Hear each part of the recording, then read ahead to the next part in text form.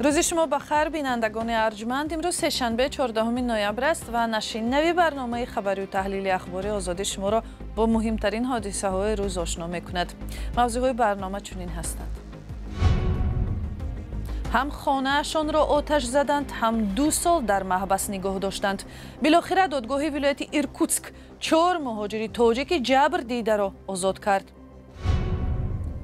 تجاوز روسیه مقام اوکراین را در بازار جهانی غله ضعیفتر کرد، ولی از بین برده نتوانست.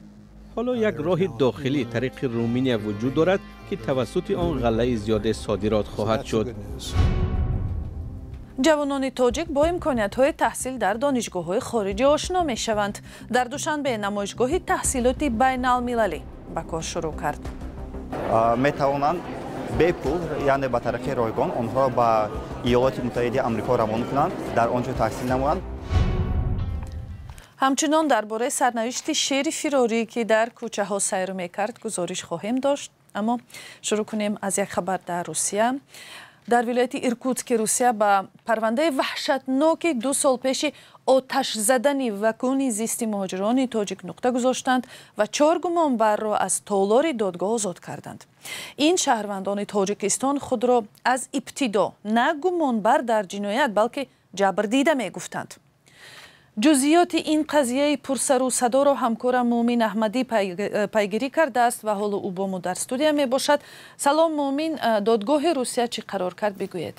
سلام خیرامان، سلام بینندگان عزیز. بگاهی روز 13 نوامبر دادگاه ولایت ایرکوتسک روسیه آخرین مرافعه 4 شهروند تاجیکستان را برگزار کرده حکم خود را خوانده است که بنابر آن این مهاجران به اوباشی متهم شدند.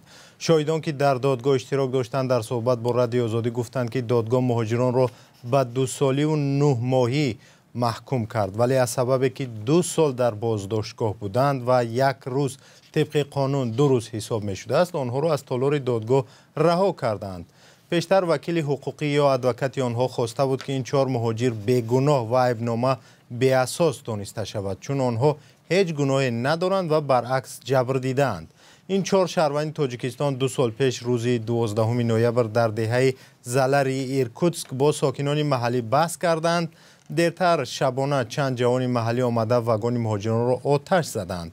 آن وقت 2 مهاجر هلاک شد و 4 نفر مجروح، ولی مقامات به جای بازداشت ساکنان محلی خود مهاجران را بازداشت کردند.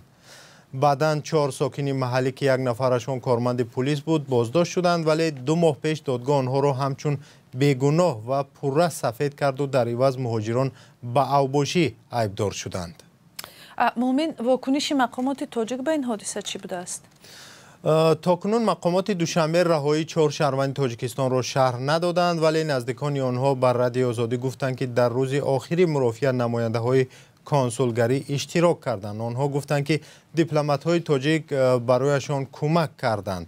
در روزهای اول حادثه سر و صدا وزارت کارهای خارجی بپا کرده بود و اظهارات داد و از مقامات روس خواسته بود که حادثه را عادلانه تحقیق کنند.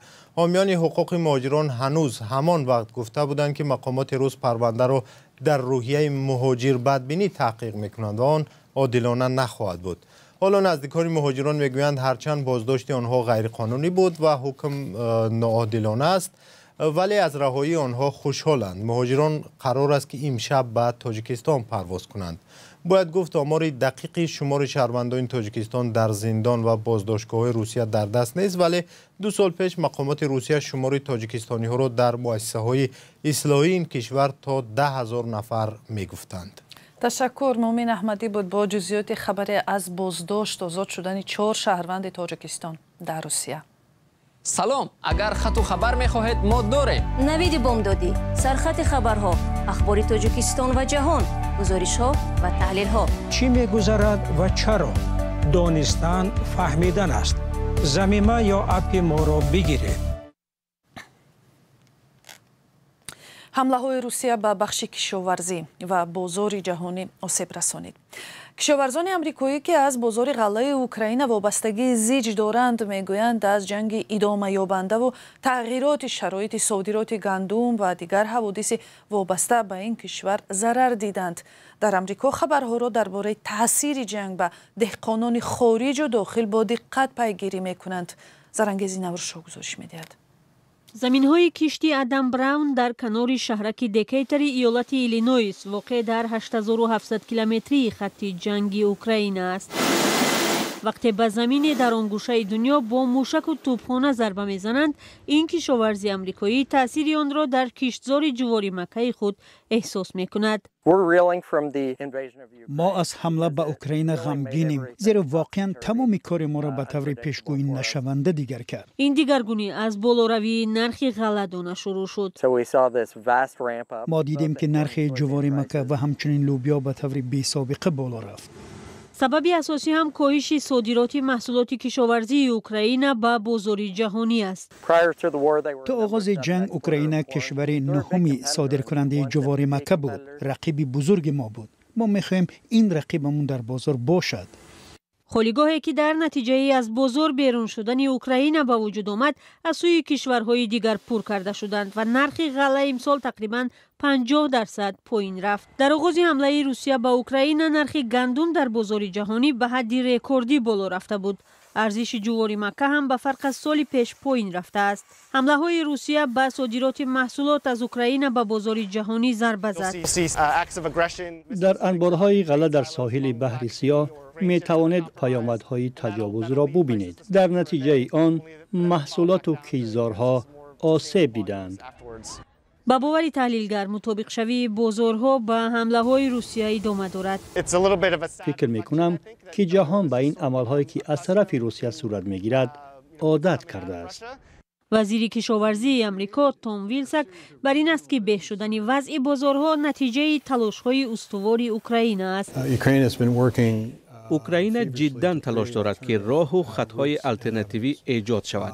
فکر میکنم حالا به فرق از 12 ماه پیش امکانیت ها برای انتقال غله زیادند. با وجود مشکلی در بحر سیاه، حالا یک راه داخلی طریق رومانیا وجود دارد که توسط آن غله زیاد صادرات خواهد شد. ولی برای کشاورزی آمریکایی کاهش تولید غله در اوکراین خبری بد است. سال روان به فرق از دوره پیش از جنگ، آنها زمین‌های کشت را 25% کم کردند. آن محصولاتی هم که جمع آوری می شود، همانا زیر تهدید حمله های روسیه قرار دارند. در این شرایط طلبات و نرخ بازار هر لحظه تغییر می‌یابد و در نتیجه یک نفر فایده می‌گیرد و کسی دیگر ضرر. آن چیزی که ما می‌خواهیم این تجارت است. ما مذاکرات بهتر، حسن همجواری و همسایه‌داری بهتر و رشد استواری در تمام جهان را می‌خواهیم. حالا که تمام توجه در جهان به سوی جنگ نوی بین اسرائیل و حماس روانه شده است، نزاع اوکراین و موضوع صادرات غله آن نامعین میماند. در تاجیکستان هفته تحصیلات بین المللی شروع شده است. این معرکه که هر سال تیر ماه تشکیل می شود برای جوانان تاجیک امکان خواندن در مؤسسه های تعلیمی خارجی را پیشنهاد می کند. خواهشمندان تحصیل در امریکا بیشتر بودند. در حالی که پرداخت پول تحصیل از مسئله های مهم است، همکارانم سرویناز روح‌الله و برات یوسفی می گویند امکان تحصیل رایگان هم در این نمایشگاه پیشنهاد می شود. دانستن زبان‌ها مقصوده حکیمزاده خواننده مکتب از شهر حصار به نمایشگاه هفته تحصیلات بین المللی به دوشنبه آمده است. او هدف دارد پس از ختم مکتب میانه تحصیل را در خارج کشور ادامه دهد. بسیار شاد هستم که امروز این نمایشگاه را از نزدیک می‌بینم. ما از این نمایشگاه چیزهای بسیار مثلا کتاب‌های زیاده را به دست آوردیم و درباره آنها که در دیگر دولت‌ها تحصیل نماییم و ما بسیار پیشنهادها دادن و می‌خواهم که در خارج تحصیل نمایم. امروز در اینجا به ما پیشنهاد نیز دادند که اگر خواهید ما دستگیری می‌نماییم شما را برای در خارج تحصیل نمودن.